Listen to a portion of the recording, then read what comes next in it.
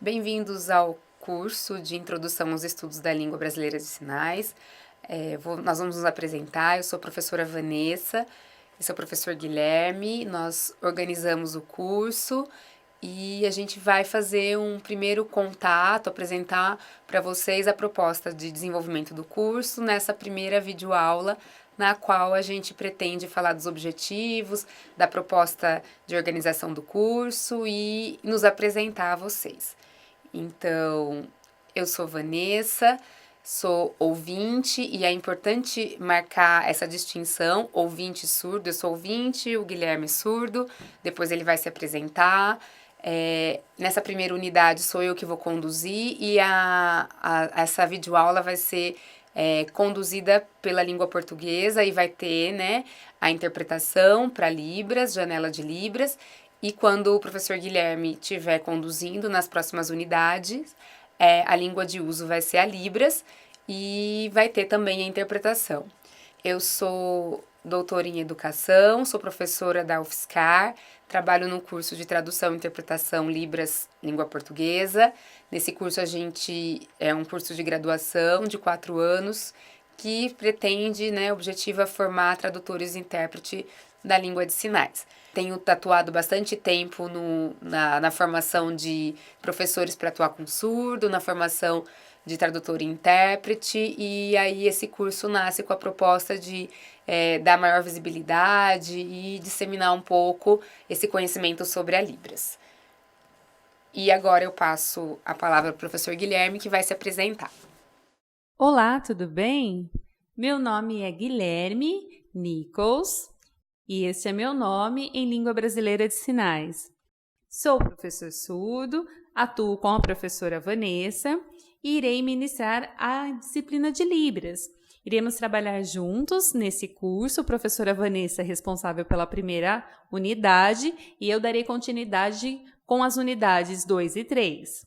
Espero que vocês aprofundem conhecimento sobre a língua de sinais. Sou formada em Letras Libras e, a partir da minha formação, tenho atuado nas áreas do ensino, principalmente da primeira e da segunda língua, em escolas e nos cursos de graduações.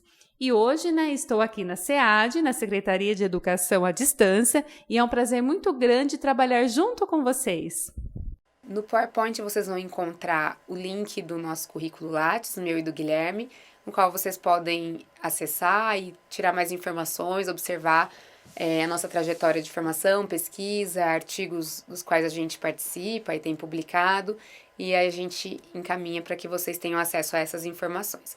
Então, só retomando a importância da distinção, né, dessa nomeação que é usada na área da surdez, esse nome surdo e ouvinte, para diferenciar a condição biológica, né, e aí a questão da deficiência, e é o modo como eles marcam. Então, as pessoas que são usuárias da língua de sinais, que a gente vai falar um pouquinho disso, é muito comum que as pessoas surdas perguntem, é surdo ou ouvinte, né, para diferenciar aí essa condição biológica e entender que o sentido da palavra surdo, ele vai trazer um aspecto ideológico que reflete toda essa importância dessa questão cultural e do uso da língua de sinais, que a gente vai falar um pouquinho sobre isso.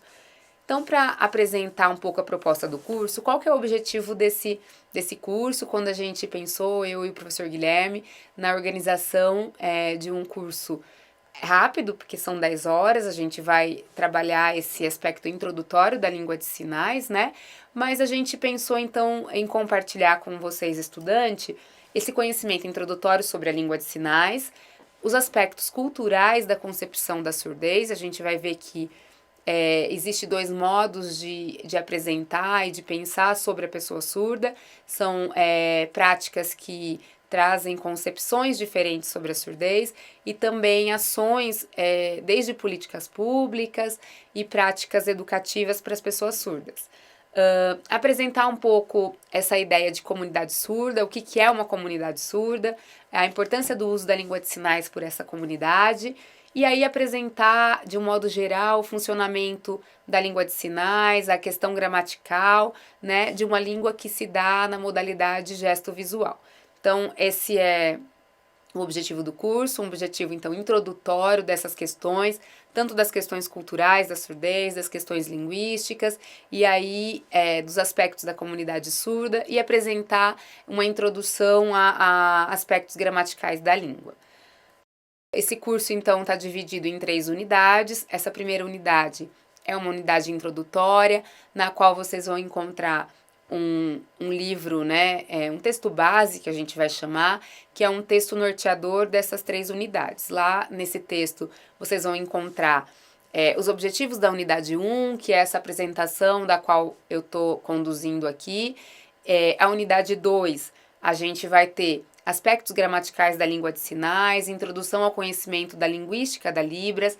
Nessa unidade 2, vocês vão encontrar material teórico que vai estar disponibilizado nesse livro base, nesse texto norteador na unidade 1, então lá vai ter esse material que vai destacar a unidade 1, 2 e 3.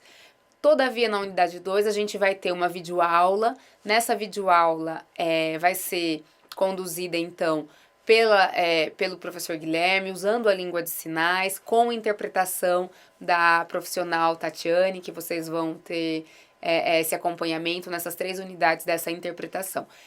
A ideia é que vocês observem o movimento, por que a gente está escolhendo usar a língua de sinais como língua para apresentar essa unidade 2 e 3.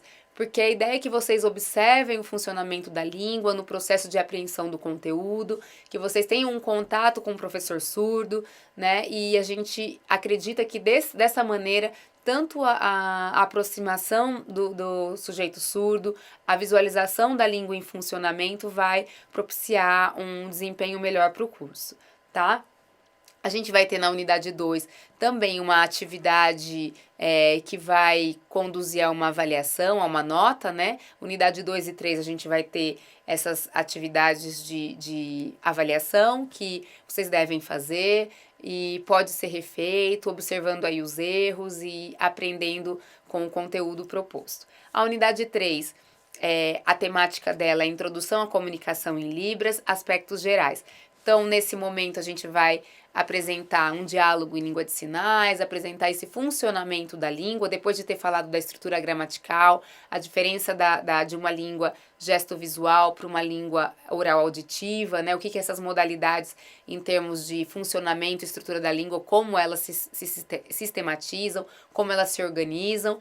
E aí, na unidade 3, então, a gente vai apresentar aspectos desse primeiro diálogo, contato com a pessoa surda, desde como que eu me porto, eu olho, eu me direciono, eu uso um texto em português, ou eu tento fazer alguma gestualidade, como que eu falo, oi, tudo bem, bom dia, né, meu nome é assim, assado. Então, esse primeiro diálogo usando a língua de sinais, tá?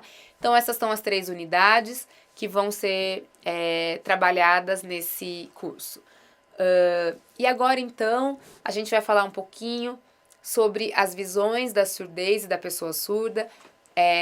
Como eu disse, a gente tem 2 modos de caracterizar a pessoa surda e 2 práticas que têm sido estudadas e vários materiais, trabalhos têm sido produzidos por pesquisadores da área da surdez. Então, a gente entende que a surdez é um campo de saber, a surdez é um campo de estudo e a partir da surdez têm sido desenvolvidas várias formas de atuação com a pessoa surda, entendimento sobre essa pessoa. A gente tem uma perspectiva clínico-patológica, que é uma perspectiva em que toma a surdez a partir da deficiência. Então, desde a legislação para entender, né, a pessoa surda por essa questão orgânica, então qual é a perda auditiva, quantos decibéis essa pessoa não ouve, né? E pensar todo um aspecto mais reabilitador. Então essa prática a gente chama de clínico patológico porque vai olhar aí a ausência da surdez, a ausência dessa audição, na verdade, e a partir dessa ausência, quais são algumas estratégicas mais clínicas para reparar essa audição. Então, desde pensar na protetização, né, colocar aí o aparelho de amplificação sonora, encaminhar esse sujeito para uma terapia de fala, para o desenvolvimento da oralidade, pensar nas questões de decibéis e o que isso influencia em termos de uma escuta ou não, né?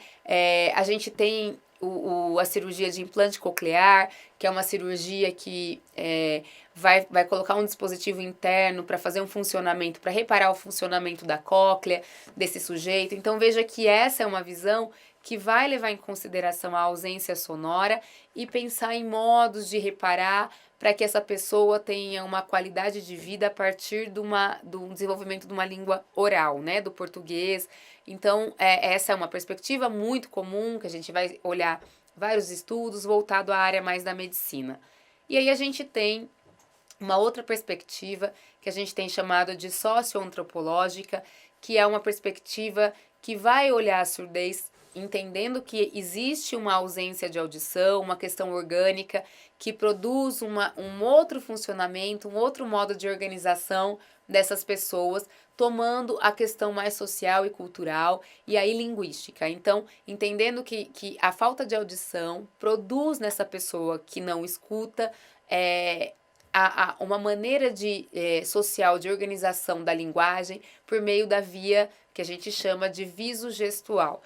Por que isso? Porque a gente tem nessas pessoas o funcionamento de uma língua que vai se processar, que vai ter uma recepção pela via da visão, então a gente vai receber, né, essas pessoas vão receber essa comunicação ao observar pela visão e vai produzir a comunicação, vai falar usando a gestualidade. Por isso é viso-gestual, né? Porque essa comunicação ela não precisa passar pela via sonora, auditiva. Então a gente entende nessa concepção mais social que a surdez ela é uma outra organização de uma relação e uso da linguagem no qual essas pessoas elas vão se aproximar de pessoas surdas também e ouvintes que usam essa língua, gesto e modalidade gesto visual, e por isso a gente tem a formação de uma comunidade linguística, de uma comunidade surda que vai organizar a comunicação por meio de uma língua que não traz impedimento sensório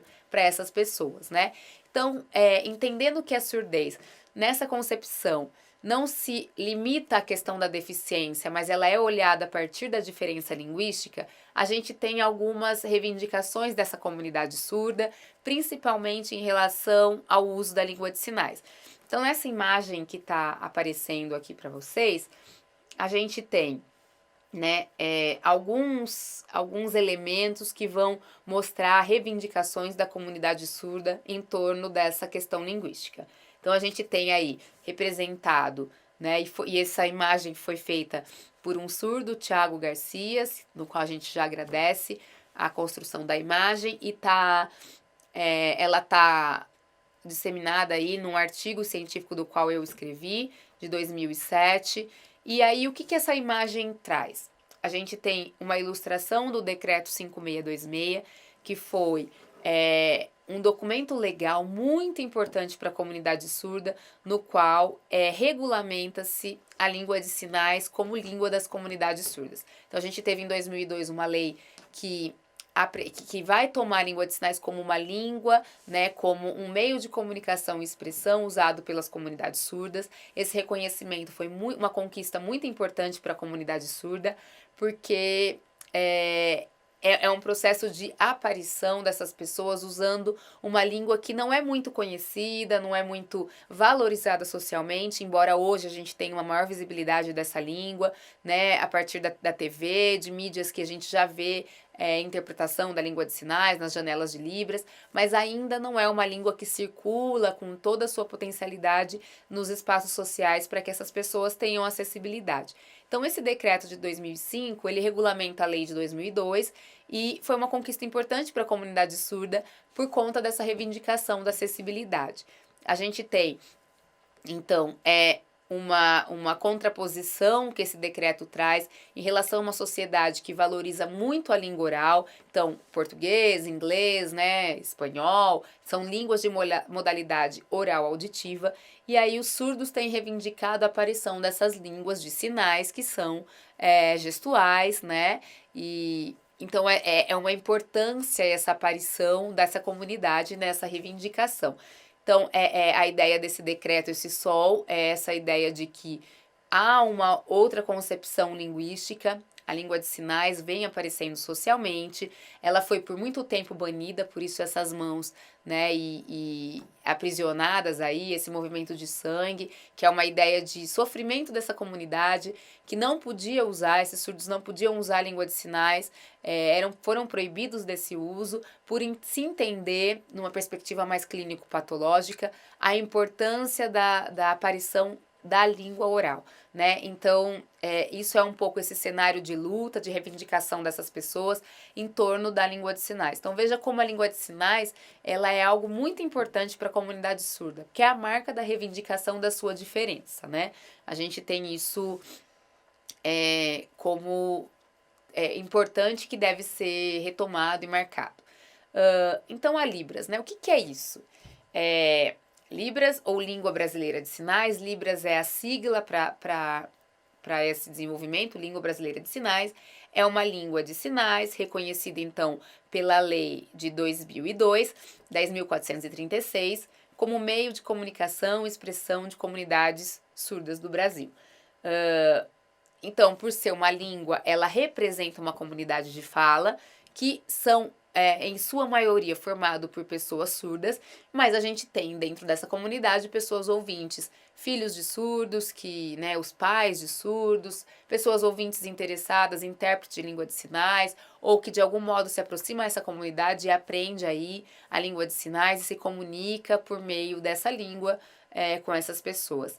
Ela é uma língua, e eu espero que isso fique muito claro para vocês a partir da unidade 2, né, que é uma língua, não gestos, pantomimas, mímicas, né, então é uma língua, tem uma estrutura gramatical, e sendo uma língua, ela não é universal, isso é um mito que as pessoas tendem a pensar. Todos os países usam a língua de sinais do mesmo modo? Não. Cada país tem a sua organização em termos de estrutura. Então, a gente tem mudança de léxico, que a gente chama de palavras, e aí na língua de sinais a gente chama de sinais. Então, existe uma organização muito diferenciada. Se eu aprendi Libras, né, que é a língua brasileira de sinais, eu posso me comunicar com um surdo nos Estados Unidos? Não, porque ele vai usar a língua de sinais americana. Então, é uma outra organização, né? Embora também seja uma língua de modalidade gesto-visual, as duas, tanto a ASL, língua de sinais americana, quanto a Libras, língua brasileira de sinais, mas elas têm as suas particularidades, elas têm o seu léxico em funcionamento muito distinto, assim como se eu sei português, eu não vou me comunicar com uma pessoa que fala inglês, embora a gente tente pela gestualidade, a gente pode fazer uma mescla aí do inglês com o português para tentar se comunicar, é um pouco isso que os surdos fazem, mas elas não são iguais, então não é uma língua universal. Mas não seria mais fácil? Essa é uma questão que as pessoas falam. Seria muito mais fácil se fosse, né, tudo igual. É porque se entende a língua de sinais como uma linguagem, como gestos, e por isso essa ideia dessa universalidade. Então, como a gente está marcando que é uma língua, a língua ela se constitui na relação social, e aí ela tem uma importância, ela vai sendo formada na interação entre as pessoas. Então, é impossível, se a gente tem falantes de uma região X, que eles falem o mesmo modo linguístico de funcionamento de uma outra organização, comunidade de fala que se organiza numa outra região, em um outro espaço. A gente tem dentro da mesma língua, por exemplo, o português, variações dialetais no nosso país. Então, isso também acontece com a língua de sinais, mesmo sendo a Libras, a língua brasileira de sinais, a gente tem regionalismos, variações, né? Então, palavras que são usadas mais em uma região do que na outra, isso se organiza porque é uma língua. Então, imagine um outro país que a gente tem outras práticas culturais, outro modo de organização e funcionamento entre as pessoas. Então, nesse sentido, é inviável a gente pensar em uma língua única para regular a comunicação de todos os falantes do mundo, né? E a gente tem aí as variações históricas, culturais, e a língua faz parte desse movimento, sendo algo vivo, dinâmico e constituído e construído pelas pessoas, tá? então não é uma língua universal, e vocês vão ver no texto norteador, no texto base, mais questões e mitos que estão em torno à língua de sinais. Espero que vocês leiam, para que algumas questões do senso comum vão sendo deixadas de lado, e aí vai incorporando novos saberes sobre a Libras, sobre as pessoas surdas, tá?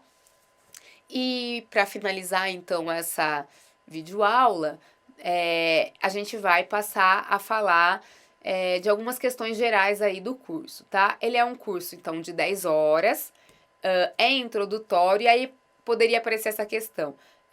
Por ser um curso introdutório, eu vou ter um conhecimento aprofundado da língua de sinais? Então, já respondo que não. Vocês vão ter, sim, um conhecimento introdutório, tentando desmitificar alguns conceitos equivocados ou do senso comum em relação à surdez, à língua de sinais e à pessoa surda, mas não vai ser um curso aprofundado, né? Como a gente está dizendo que a Libras é uma língua, eu preciso de tempo para me apropriar dessa língua e para conhecer as especificidades, tanto das questões culturais dessa organização linguística, dessas pessoas, quanto em relação à própria língua. E no final do curso, eu já serei intérprete de língua de sinais com a certificação deste curso? Também não, né? Então é um curso introdutório, com certeza vocês terão conhecimentos que eu espero que seja importante para a relação de vocês com as pessoas surdas, mas não serão intérprete. Hoje a gente tem cursos de graduação, como eu disse no curso que eu atuo, curso de 4 anos, é um curso integral, né? Então veja que tem que ter uma dedicação e tempo de aprimoramento, tanto da língua de sinais, um conhecimento dessa língua, quanto das questões e aspectos tradutórios, né? Uma coisa é eu me comunicar com a pessoa surda, outra coisa é eu atuar como profissional tradutor e intérprete de língua. Isso requer um estudo, isso requer competências tradutórias, né? Aspectos e conhecimentos dessa atuação da tradução e interpretação, dos quais a gente não vai trabalhar nesse curso. Então, esse curso não vai possibilitar você ser um profissional tradutor e intérprete de Libras, mas vai ajudar num conhecimento da língua de sinais, que é muito importante essa disseminação social. As pessoas surdas carecem desse trabalho de visibilidade da língua, até para entender, para que as pessoas entendam a importância de se ter um profissional tradutor e intérprete nos variados espaços sociais, da gente receber e acolher essas pessoas nessa língua da qual constitui esse sujeito e potencializa a aparição deles, né? E aí, então, a última questão, por que então é importante um curso inicial sobre Libras e sobre aspectos sociais da surdez, se não é para formar o intérprete ou não é para em 10 horas eu ser um profissional já, né, ter um conhecimento vasto da língua de sinais? Exatamente, como eu disse, para sensibilizar as pessoas acerca das especificidades desse grupo, dessa comunidade linguística, né, dos direitos sociais dessas pessoas. Então, desde de ter acessibilidade em espaços sociais variados, como em clínicas médicas, em hospitais, em serviços públicos, né, a gente tem que ter profissionais que entenda essa pessoa, que acolha essas pessoas, e sim, a gente tem que ter intérprete de língua de sinais.